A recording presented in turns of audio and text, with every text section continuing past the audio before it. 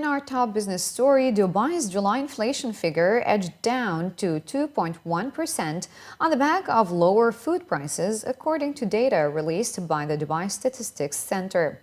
Housing and utility costs, which account for almost 44% of the consumer basket, rose 3.4% from a year earlier, while food and beverage prices, which account for just over 11%, fell 1%.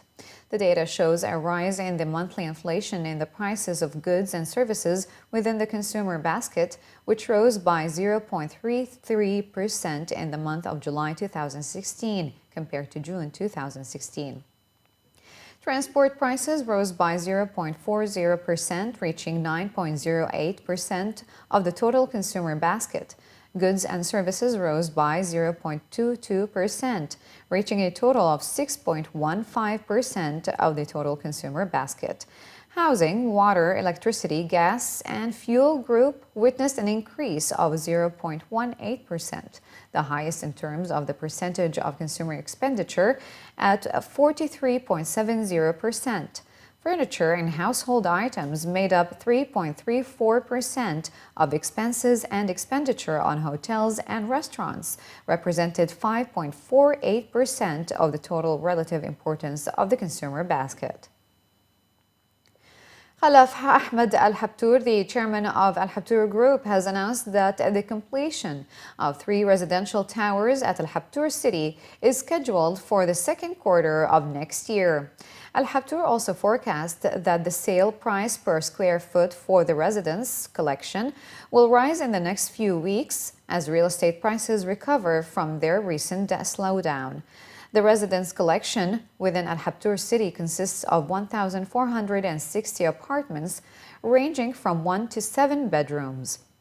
Commenting on the development, Khalaf Al Habtoor was quoted as saying that the residence collection at Al Habtoor City will be one of the most desirable lifestyle destinations in the UAE. He added that sales started when construction was already underway, and all buyers are invited to preview the apartments, which we anticipate all 3 towers to be fully completed by the end of the second quarter of 2017.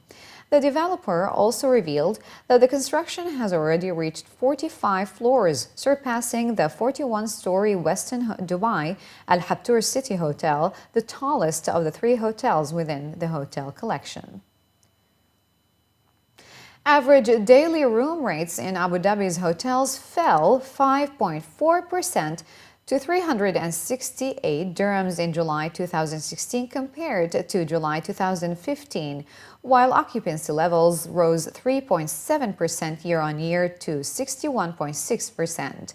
According to the latest figures from the data provider STR, revenue per available room, or RevPAR, in Abu Dhabi recorded a 1.9% decrease in July to 227 dirhams.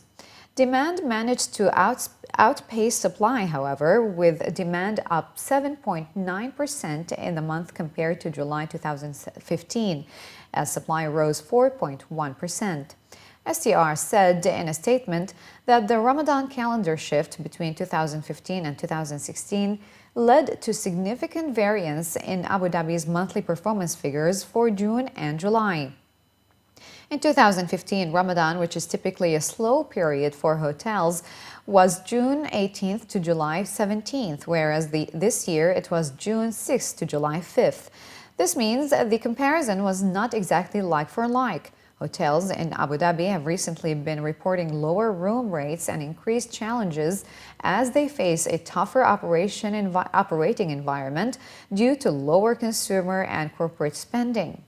In another report issued last week by STR, data showed that hotels in the overall GCC region saw a drop in profitability during the first half of this year. RevPAR of hotels in the region dropped 10.3% year-on-year in the first 6 months of the year.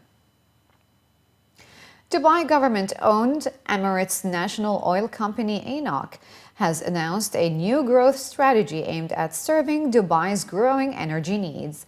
As part of the 5-year strategy 2016-2021, ENOC said in a statement that it will focus its efforts and investments on fulfilling Dubai's energy needs through the expansion of its refinery and service station network, building terminals, storage capacity, and increasing its market share in the marketing of diesel, jet fuel, and LPG. The company will focus on expanding capacities in order to support domestic energy demand, including a 50% capacity increase of its Jebel Ali refinery to reach 210,000 barrels per day, and the construction of Project Falcon's 19-kilometer jet fuel pipeline extension to Al Maktoum Airport by the end of 2018.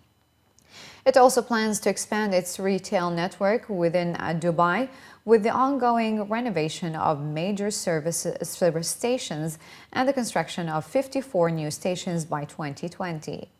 In 2015, the the group's sales volume of crude oil and petroleum products reached a record high, surpassing 220 million barrels, an increase of 16% over the previous year.